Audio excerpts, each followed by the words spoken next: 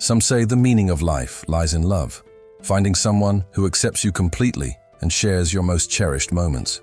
Others chase success, measuring their worth in business deals and the prestige that comes with influence and wealth.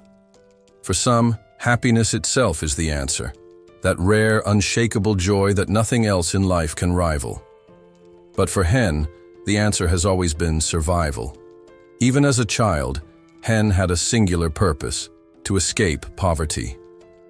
While other kids played with toys and ran through the streets without a care, he was learning how to stitch fabric by hand, helping his grandmother make ends meet. As he grew older, he took whatever jobs he could find: gas station attendant, delivery boy, anything that paid. Time didn't slow down. Hen grew into a young man, and his grandmother, once full of energy, now struggled just to care for herself. Watching her age while still relying on him only fueled Hen's determination to break free of their situation, no matter what it took. One day, on his way home from another job, Hen paused in front of a massive screen glowing with an advertisement. It showcased Royal Road, the most anticipated full-dive virtual reality game in history, a sprawling digital world where players could rise to power, even become emperors. Hen stared at the screen, captivated by the promise of freedom and opportunity. But then, reality set back in. Royal Road wasn't a path to income. It was a distraction. No matter how beautiful or boundless it seemed, it wouldn't help him feed his family. With a sigh, he checked the little money left in his pocket and headed home. When he arrived, the familiar sound of the door creaking open signaled his return. "I'm back," he called out. From the back of the small home, his grandmother stirred, coughing lightly as she stood to greet him. Despite the pain etched on her face, she managed a warm smile. "Hen," she said softly. Hen rushed over, motioning for her to sit back down. "Don't push yourself," he reminded her gently. "You know the doctor said to rest your back." She leaned against an old closet for support and asked, "How did it go today?" In response, Hen held up a small ID card, his face brightening with pride. "I finally got it," he said. "I'm officially registered." She tilted her head. "And what does that mean for you?" "With this, I can work at cafes, or maybe even get something better," he replied, hope flickering in his eyes.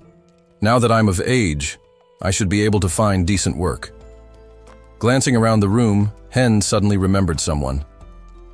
"Where's Jan?" His grandmother's smile faded. She looked away and answered, "She went out earlier and hasn't come back." Hen's brow furrowed. "With those kids again?" His grandmother nodded slowly, worry clouding her expression. "I'm afraid so. I told her not to, but you know how she is." Hen grabbed his backpack and slung it over his shoulder. "Don't worry," he said, trying to sound confident. "She'll be fine." As he turned to go, his grandmother called after him, her voice tinged with urgency. "Hen, you're her only brother. You need to protect her." He paused in the hallway and nodded. "I know," he said quietly, before heading to his room. Inside, the glow of his old computer cast a soft light against the dim walls.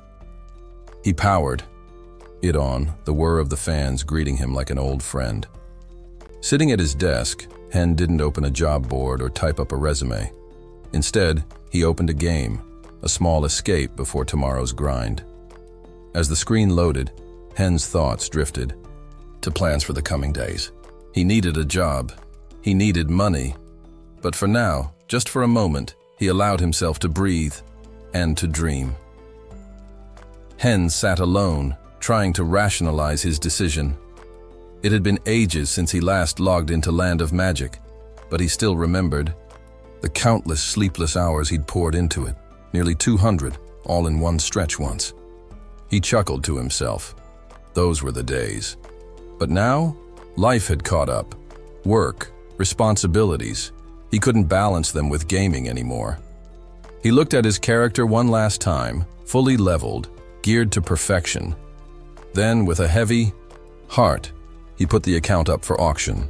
That single click set off a chain reaction he never anticipated. Excitement erupted as the character profile went live. The listing revealed a player with maximum level, legendary achievements, and a full set of red dragon armor, one of the rarest gear sets in the game.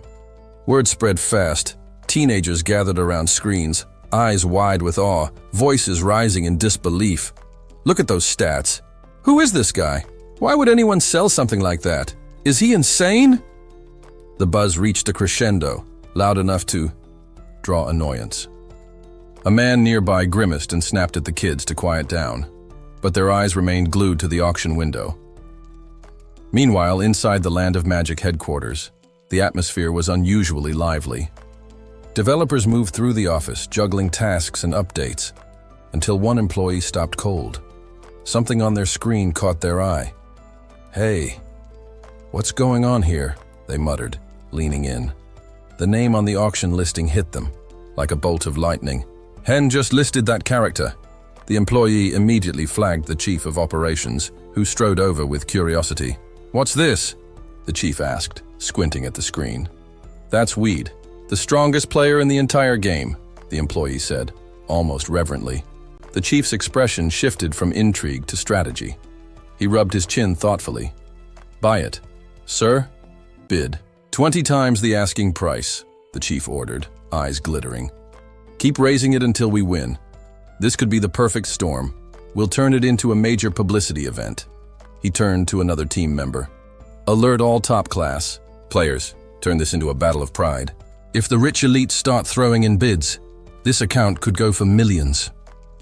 Not long after, VIP players across the globe received discreet notifications.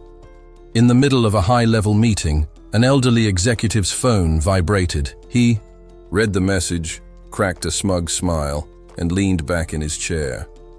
This was going to be fun.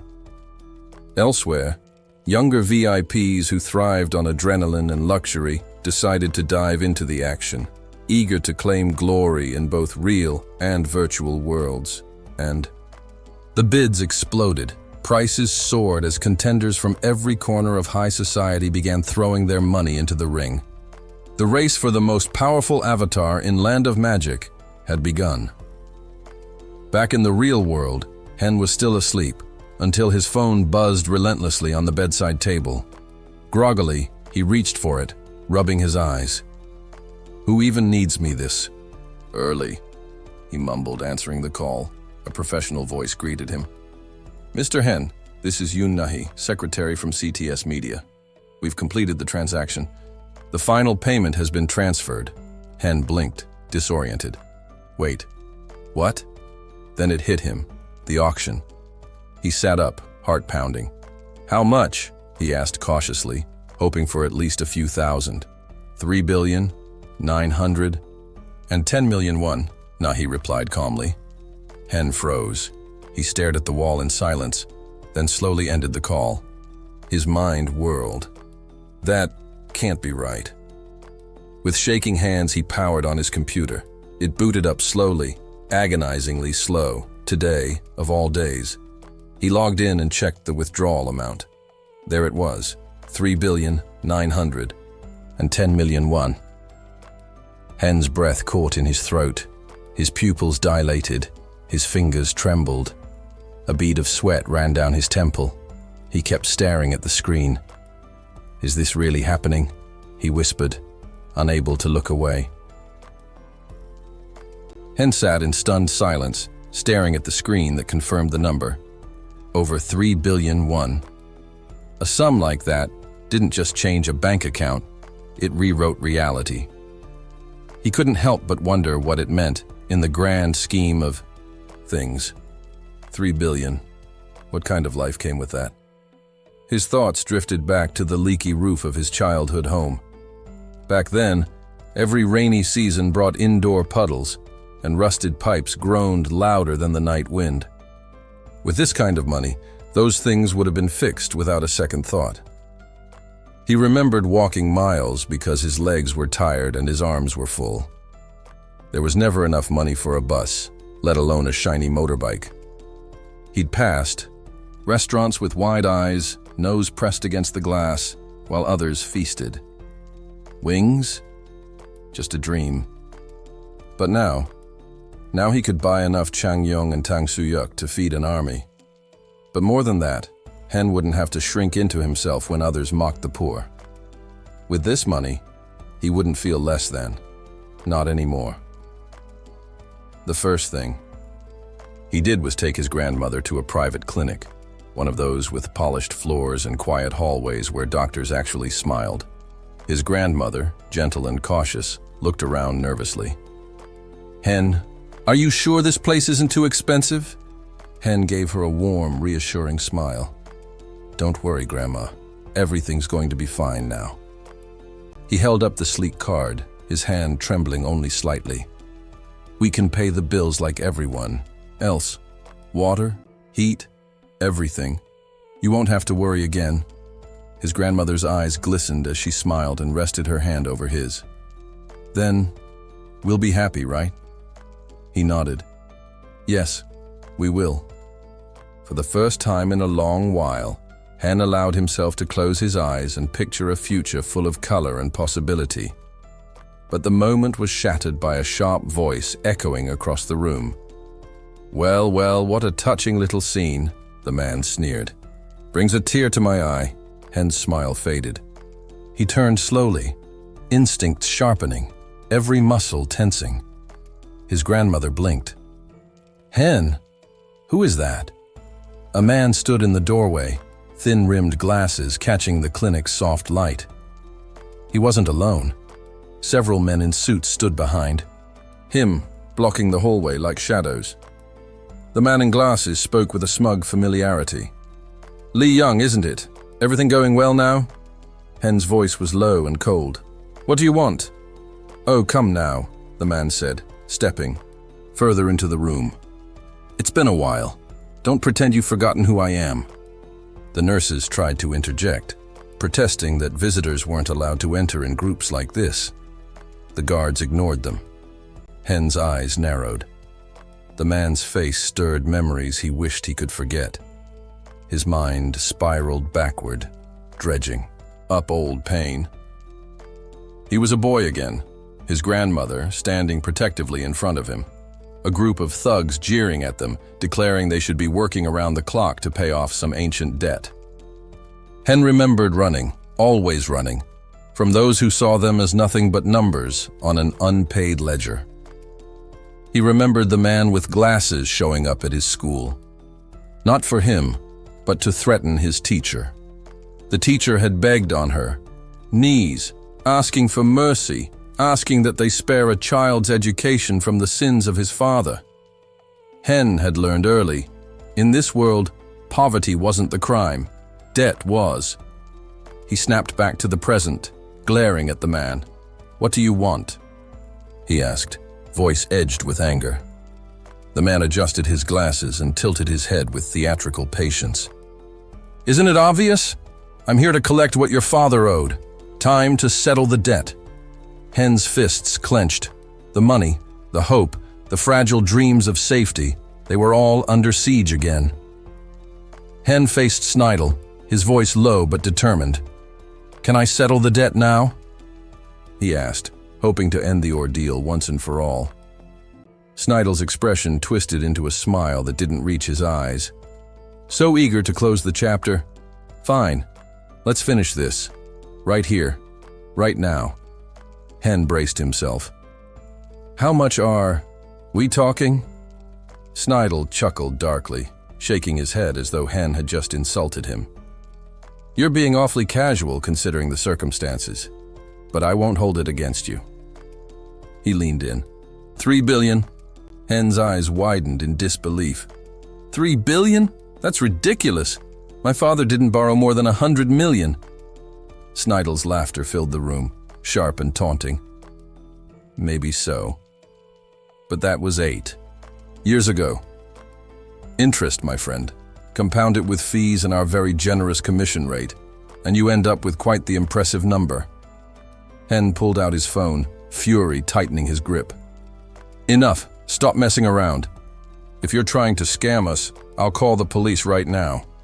Snidel didn't even flinch. Instead, he smirked. Please, go ahead, dial away. You really think the cops will get involved in something like this? You think they'll touch us? Hen hesitated. He could feel the sweat trailing down his temple. Snidel had a point. These weren't people you could handle through normal means. The law had no sway here, not with men like him. Then, from the leather couch nearby, a man in a tailored suit raised his voice calmly. Enough noise. The room fell silent. The man adjusted his glasses and turned towards Snidel. If we're going to settle this, then explain the terms properly. Stop wasting time. Snidel gave a mocking bow and muttered a half-hearted apology before stepping forward.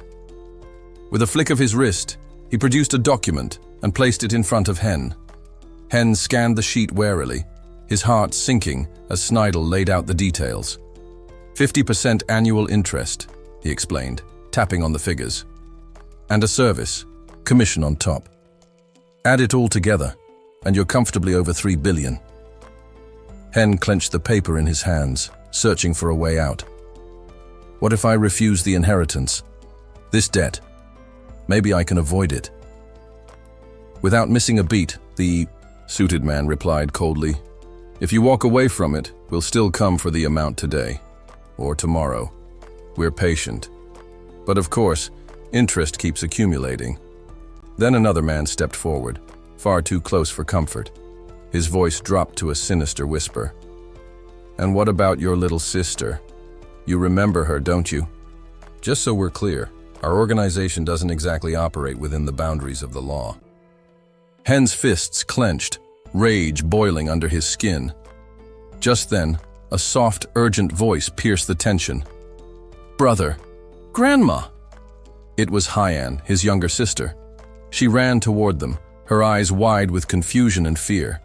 She hadn't grasped what was happening, but the mood in the room had clearly unsettled her. Hen turned instantly, heart lurching at the sight of her. He couldn't let her get pulled into this. No matter what, she was innocent, and he would protect her, no matter the cost. Hyan darted up the staircase, her breath caught in her throat as she neared her grandmother's room. The air was thick with tension. Dozens of guards stood in stoic formation, their gazes fixed on a sharply dressed man standing at the center of the room. As Hyan stepped into view, her heart dropped. She knew who he was. The man turned at the sound of her footsteps, his eyes lighting up with a twisted amusement. A slow, predatory smile crept onto his face as he leaned slightly toward her. Well, well, he said, his voice smooth like poisoned silk.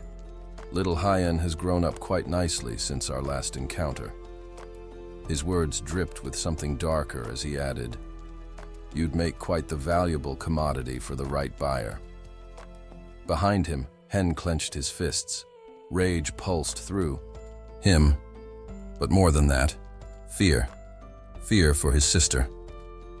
Without a word, he stepped forward, planting himself between Hyan and the man. He knew what he had to do. For her safety, Hen said through gritted teeth, I'll pay the debt. All of it. Every cent from every commission I've earned. His voice was steady, but his jaw was tight. But if you or your men ever come near this family again, there will be no second warning. The man chuckled softly, unfazed. Such a noble conversation we're having, he mused. Let's finish it, shall we? He held out his hand expectantly, eyes glinting with satisfaction. Hen handed over the payment card without hesitation. Behind him, Hyan remained silent, watching her brother with hopeful eyes. She just wanted it to be over. Hen's body trembled beneath his coat. Sweat beaded at his temples, not from exertion, but from the crushing weight of what this moment meant. Everything he'd planned for their future had just evaporated. The man casually retrieved the payment card, scanned it, and returned a receipt. To Hen's disbelief, he also handed him a small stack of credits, change. 90 million back, the man said with a smirk. Didn't think we'd be that accurate, did you? Hen stared at the number, stunned. How had they known how much he'd earned? He hadn't shared those details with anyone. The man adjusted his glasses, and as if reading Hen's thoughts, replied coolly, "Information's not what it used to be. In this age, privacy is a myth. Nothing is truly hidden anymore." Then, he turned to a figure seated nearby, the boss. He bowed respectfully. "The deal is complete," he announced. Around them, guards remained alert, their presence a silent threat in case anything went awry. Hen took a deep breath and stepped forward. Again, his eyes locked with the man in the red suit.